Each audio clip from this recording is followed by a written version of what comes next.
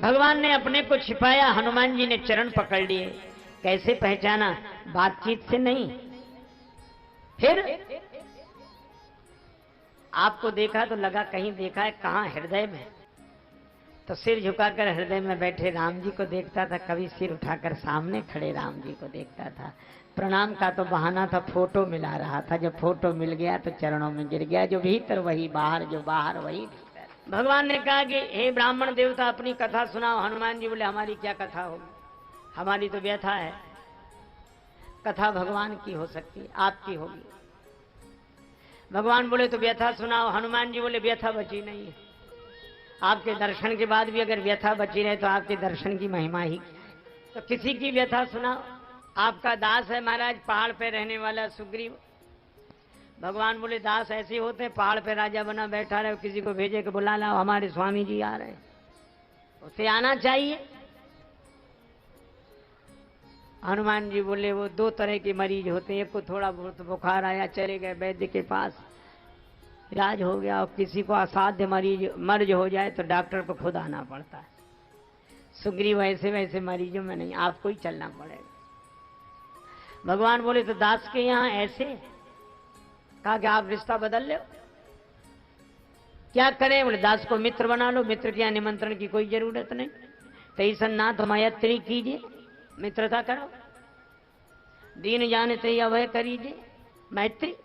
भगवान ने कहा, फिर दास की जगह तो खाली हो जाएगी। हनुमान जी बोले, यही तो हम चाहते कि दास की जगह खाली हो जाए। क्यों? बोले, दास की जगह दास को दे दो, सुग्रीव को मित्र बना लो। हनुमान जी ने अपनी पीठ पर भगवान को बिठाया। आप चित्रों में देखते हैं, उनके कंधे पर बैठे श्री राम लक्ष्मण। हनुमान जी उड़े। भगवान बोले, बड़ा डर लगता है, एक तो तुम पवन पुत्र पहाड़ की चढ़ाई गिरोगे तो हमको भी लेकर गिरोगे। हनुमान जी बोले, जब किसी के कंधे पर बैठकर कोई डरता है तो दोनों आंख मूंद कर उसका सिर पकड़ लेता है कि तुम्हारे ही सिर पड़े, चाहे गिरावो चाहे पहुंचावो। आप ऐसे ही करो। भगवान ने नेत्र बंद करके हनुमान जी का सिर पकड़ा। लक्ष्मण जी ने भी वैसे ही, हनुमान जी ने दोनों के चरण पकड़कर हृदय से लगा लिए। कहा कि प्रभु अब आप निश्चिंत हो जाओ, अब आप नहीं गिरेंगे। आप तो तब गिरेंगे जब हम गिरेंगे। तो तुमने कैसे जाना कि तुम नहीं गिरोगे? हनुमान जी बोले, जिसके माथे पर आपने हाथ रख दिया हो, अगर वो भी गिरेगा तो बचेगा कौन? हनुमान जी लेकर आए। तब सुग्रीव राम कहूं देखा, पावक साखी देय कर जोरी प्रीत दृढ़ाए। अग्नि को बीच में रखकर सुग्रीव जी की, राम जी की मित्रता कराई। लक्ष्मण जी ने कहा, सुग्रीव तुम लकड़ी की तरह, राम जी अग्नि की तरह लकड़ी समर्पण कर रही है, अग्नि लकड़ी को अपना रूप बना रही है। पर राम जी बोले, तीसरे को भूल गए, आग लकड़ी दोनों पवन के बिना नहीं मिल सकते। तो जैसे पवन के बिना आग लकड़ी नहीं मिल सकते, इसी तरह पवन कुमार के बिना सुग्रीव और राम जी नहीं मिल सकते। पर हनुमान जी बोले, महाराज हम बीच में नहीं है। फिर कौन है बीच में? हनुमान जी बोले, बीच में तो वो है जो पावक के बीच में है। पावक के बीच में कौन है? हनुमान जी बोले, आपने ही कहा था जानकी माता से, तुम पावक मां करो निवासा। तो पावक के बीच में जो जानकी माता है, उनके कारण राम और सुग्रीव मिले हैं। जय जयकार हुई। और हनुमान जी ने तो जी के कहने से जानकी माता को खोजने वाले हनुमान जी, और उन खोजने वालों में समुद्र किनारे सब ठहर गए, पर समुद्र पार जाकर जानकी जी का पता लगाने वाले, लक्ष्मण जी को लेकर जाने वाले हनुमान जी। हुआ बड़ा भयंकर, पर सारे युद्ध में महिमा हनुमान जी की। बंधता नहीं सागर पाहन से, दल बानर भालू कहाँ लगी ढोते। सत योजन सिंधु तरंग तरंगित, जान के जान कोई नहीं खोते। रहते रघुवीर अधीर पुनि, बनवासी बने सिय वियोग में रोते। गढ़लंक निशंक अजय रहता, हनुमान हठी जो सहाय न होते। श्री लक्ष्मण जी के मूर्छित होने पर वैद्य को लाने वाले हनुमान जी, संजीवनी बूटी लाने वाले हनुमान जी, सदगुरु को लाने वाले हनुमान जी, औषधि को लाने वाले हनुमान जी। रास्ता भटक गए, जाना था लंका, पहुंच गए अयोध्या। एक सज्जन बोले, हनुमान जी भी रास्ता भटक जाते हैं। हमने कहा, हनुमान जी रास्ता भी भटकते हैं तो अयोध्या पहुंचते हैं। भरत जी ने बाण चला दिया, हनुमान जी राम राम कहकर गिरे। भरत जी ने बिना फल का बाण चलाया, मानो संकेत था कि बाण हमारे हाथ में, फल भगवान के हाथ में।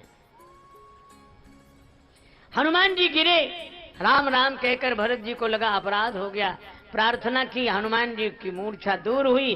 भरत जी ने कहा मुझसे गलती हो गई थी, आप राम जी की सेवा में लगे थे, मैंने बाण मारकर आपको नीचे गिरा दिया।